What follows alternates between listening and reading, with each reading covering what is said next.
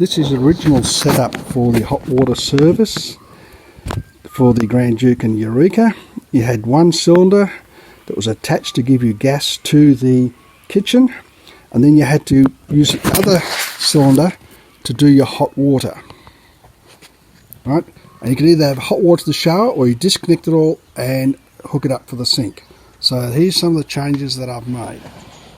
This is the change I've made to the water service. I've put normal fittings on the front.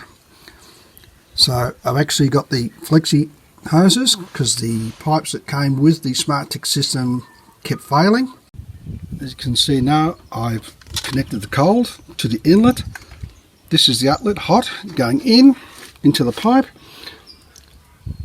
That allows the hot water to go through to the kitchen, and if I turn the tap on here, this will give me water to my shower head, so there's no disconnect reconnect problems. At the rear of the camper here on the right hand side, I've also had a gas bayonet fitting put in, but even with the hot water setup at front, I can still have the shower out here coming through these pipes. Right, same thing, turn the tap on, way to go. Okay, in an earlier video, Tubby showed you how he had a stand modification for his hot water service, which he plugged into the boat rack mount point. Because I've got a boat rack, I can't put one there. So I had a bit of a think. Now, this was off an old trampoline that I had. So what I've done is I've squared the end off. That will now fit into this part of the boat rack, and I'll now mount the hot water service to this. Okay, so same as before, hooked up the cold water inlet to the hot water service. The hot pipe is going back into my plumbing here, and I've got the tap again to bring to my shower head. I've had a fitting put in here, a bayonet fitting for the gas. So once I've got the proper fitting, I have the gas bayonet going into there. So the hot water's all set up. So I can have a shower here in my pop-up shower tent. Or if I want to, I can actually go around the front again.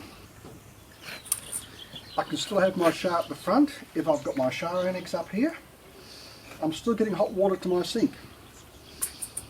Okay, the main advantage of having the gas bayonet fitting at the back is that I only have to have one cylinder connected. This will feed the gas from here to the hot water service to my kitchen.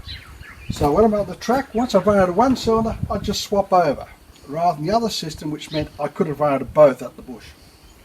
Okay, so just look at here, I've got the jerry cans here, and I've just been playing around with the max tracks. So what I'm going to do is I'm going to make like a metal shelf here, which will fold over. Max tracks will be attached using the max tracks bolts, and that will protect the max tracks. It'll also stop people from taking the gas cylinders. So those of you who have been concerned about security of your cylinders, that's one way. At the moment, I'm just using this cable, PVC coated cable,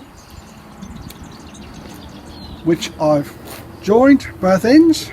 I thread that through my gas tanks, and then I put a padlock through to secure it. Well, it's not a bad hair day for me. I'm not sure that I'm trying to impersonate Professor Julius Son the Miller or Jack Nicholson in One Flew Over the Cuckoo's Nest. Anyway, please remember to click like and subscribe. Thank you. A few friends with intent can help you feel alive. Find a passion, take some action, and with a little time, just be patient, make a statement, try to enjoy your life.